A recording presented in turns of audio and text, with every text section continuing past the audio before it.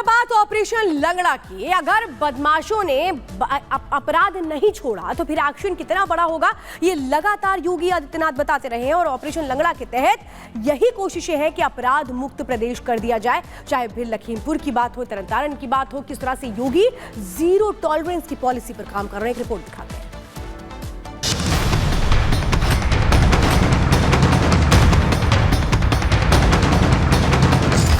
उत्तर प्रदेश में police CM योगी की zero tolerance की नीति के तहत काम करती है। सूबे में अपराध और अपराधियों का गिन गिन कर हिसाब होता है।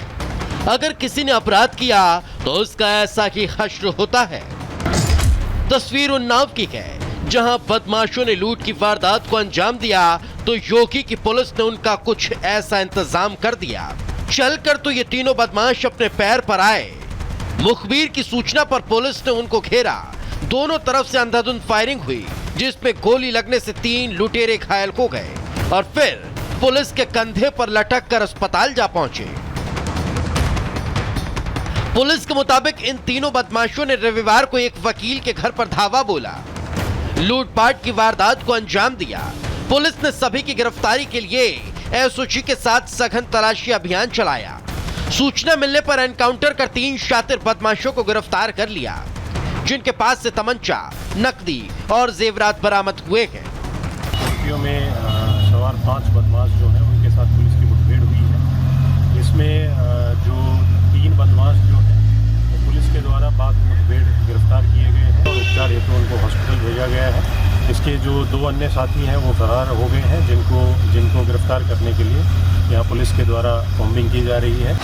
यूपी के लखीमपुर खीरी में भी ऐसी ही तस्वीर सामने आई, जहां लूट और चोरी के 3 आरोपी भीखमपुर नगर की तरफ जा रहे थे। पुलिस की सघन चेकिंग देखकर भागने की कोशिश की। पुलिस ने बदमाशों को घेरा तो उन्होंने फायरिंग कर दी। पुलिस की जवाबी कार्रवाई में एक बदमाश के पैर में गोली लगी तो दूसरे को पुलिस ने दबोच लिया और तीसरा भाग निकलने में कामयाब हुआ। पुलिस ने बदमाशों के पास से 2 तमंचा, जिंदा कारतूस, लूटे गए सोने और चांदी के गहने, नकदी और बाइक बरामद कर लिया। फरार बदमाश की तलाश में पुलिस की कॉम्बिंग लगातार जारी है। बदमाशों ने पुलिस को देख करके मोटर रोककर वापस करने की कोशिश किया, लेकिन पुलिस से घिर चुके थे तो घिर का देख करके उन्होंने पुलिस पार्टी फायर करना शुरू किया। पुलिस ने भी अपने बचाव में फिर आत्मरक्षार्थ जवाबी फायर किया, जिसमें एक बदमाश की गोली लगी है और एक बदमाश को पकड़ लिया और एक बदमाश अंधेर का लाभ लेकर के फरार हो गया है। उसके लिए पुलिस टीम कॉम्बिंग कर रही है, बहुत जल्दी उसकी गिरफ्तारी होगी। सिर्फ यूपी की नहीं, पंजाब में भी पाकिस्तानी सीमा के पास मुठभेड़ हुई। तरनतारन में गैंगस्टर और पंजाब पुलिस के बीच मुठभेड़ हुई, जिसमें गैंगस्टर जोधवीर सिंह जोधा गोलीबारी में घायल हुआ। जोधवीर जबरन वसूली रैकेट का एक्टिव मेंबर है। कुल मिलाकर राज्य चाहे जो हो, हर जगह अपराधियों का हिसाब को रहा है और उन्हें गिरफ्तार कर जेल में डाला जा रहा है। Bureau report, Republic Bharat. और चलिए आगे बढ़ते हुए बात करेंगे उत्तर प्रदेश के कासगंज की, जहां 4 महिलाएं काल के गाल में समा गईं। घर के लिए मिट्टी खोद रही थी, इस दौरान बड़ा हादसा हुआ और उनकी मौत हो गई। देखिए।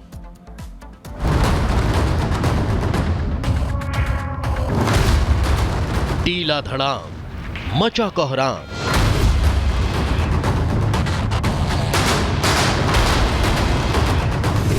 मलबे में लाश, जिंदगी की तलाश।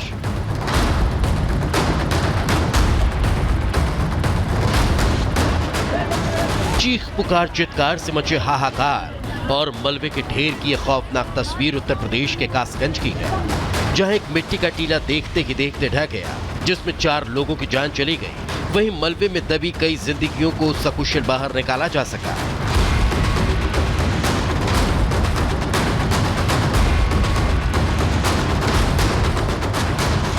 हादसे की खबर मिलती ही फायर ब्रिगेड और राहत बचाव की टीम मौके पर जा पहुंची।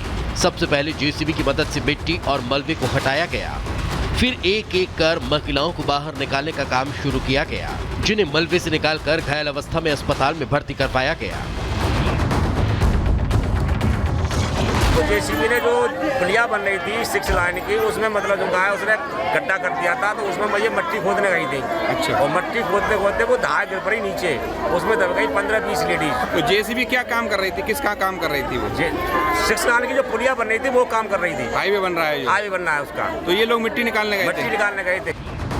घर की लिपाई छबाई के लिए मिट्टी लेने गई महिलाओं के हादसे का शिकार होने की जानकारी लगते ही मुख्यमंत्री योगी आदित्यनाथ ने शोक प्रकट किया और घायलों के उचित इलाज के लिए जरूरी दिशा निर्देश दिए। इतना कि नहीं, सीएम के निर्देश पर मौके पर पहुंची जिला अधिकारी ने लापरवाही होने पर कार्रवाई की बात कही है। 9 महिलाओं को एक्सकवेट किया गया है, जिसमें से 4 ब्रॉड डेड थी डिस्ट्रिक्ट हॉस्पिटल में और बाकियों के इंजरीज हैं, टोटल 9।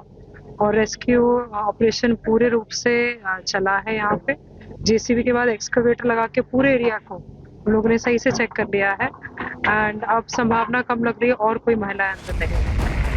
लापरवाही हुई, कार्रवाई का भरोसा दिया गया, लेकिन सवाल अभी भी बरकरार है। आखिर बार बार कार्रवाई के बाद भी हर बार ऐसी घटनाएं क्यों सामने आ जाती हैं? इन हादसों पर लगाम कब लगेगा और इसकी जवाबदेही किसकी तय होगी? Bureau report, Republic Bharat.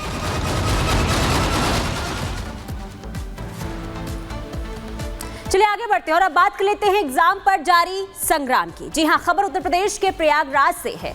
Prayagraj 2 दिन से उबल रहा है क्योंकि 16 लाख अभ्यर्थी सड़कों पर उतर गए हैं, प्रदर्शन कर रहे हैं, अपनी मांगों को लेकर लगातार नाराजगी व्यक्त कर रहे हैं और यही वजह है कि लोक सेवा आयोग के बाहर आज भी उनका प्रदर्शन जारी है। कल लाठीचार्ज इन छात्रों पर किया गया था, तो आज थाली पीटकर ये छात्र प्रदर्शन करते हुए नजर आ रहे हैं। रिपोर्ट देखिए।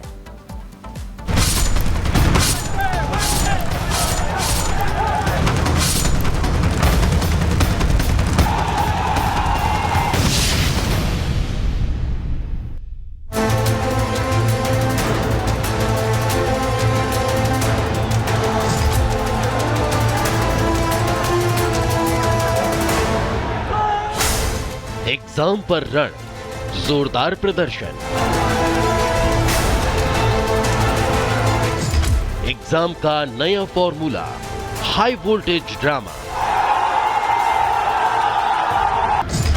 16 लाख छात्र, पूरी होगी मांग। प्रयागराज में पिछले 2 दिन से जंग का माहौल देखने को मिल रहा है। अपनी मांगों के साथ सड़क पर छात्रों ने मोर्चा खोल दिया है और प्रशासन के खिलाफ हल्ला बोल चल रहा है।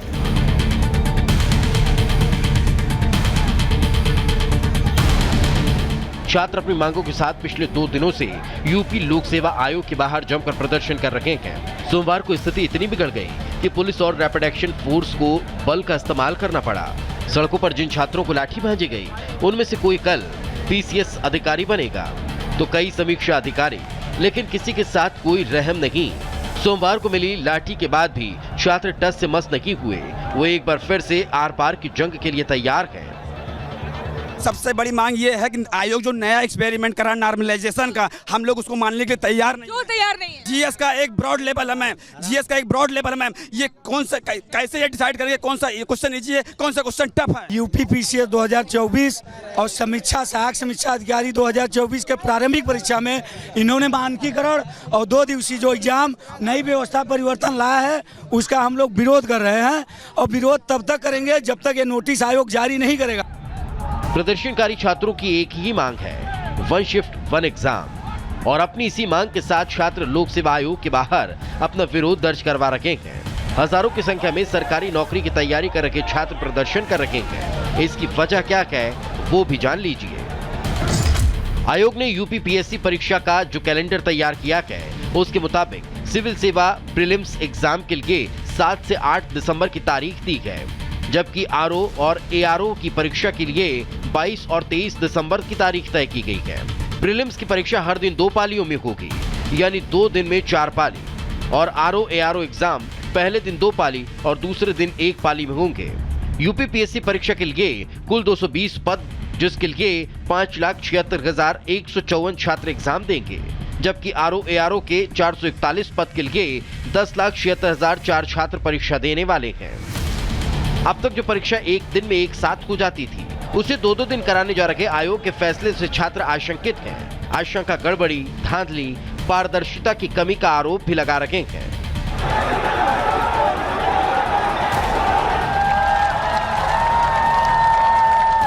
अब सवाल है, और भी इम्तिहान 2 दिन में होते हैं और अंकों को नॉर्मलाइज करके उनका परिणाम आता है, लेकिन इन छात्रों के प्रदर्शन और गुस्से का कारण क्या है? आयोग ने पहली बार नॉर्मलाइजेशन यानी नॉर्मलाइज्ड स्कोर की प्रक्रिया लागू की है। छात्र इसका विरोध कर रहे हैं। उनकी मांग है कि परीक्षा एक दिन में ही एक शिफ्ट में कराई जाए। नॉर्मलाइजेशन यानी मानकीकरण की प्रक्रिया निरस्त की जाए। नॉर्मलाइजेशन फॉर्मूले से परसेंटेज पर असर होगा। आयोग की तरफ से गोलमोल जवाब देने की कोशिश किया जा रहा है, कोई संतोषजनक उत्तर अभी तक नहीं आया है। वही पुरानी डेट में अडिग है, वो हम लोग में बात मानने के तैयार नहीं है। वो फुल रूप से मूड बना लिया कि हम करप्शन करेंगे। हमारा कहना ये है कि 1 शिफ्ट 1 एग्जाम हो, इससे करप्शन नहीं होगा। छात्रों को डर और भी, लेकिन यूपी लोक आयोग का कहना है कि पारदर्शिता के लिए ही एक साथ 5-5 लाख छात्रों की परीक्षा एक पाली में 2 दिन करवाई जा रही है। Bureau report, Republic Bharat.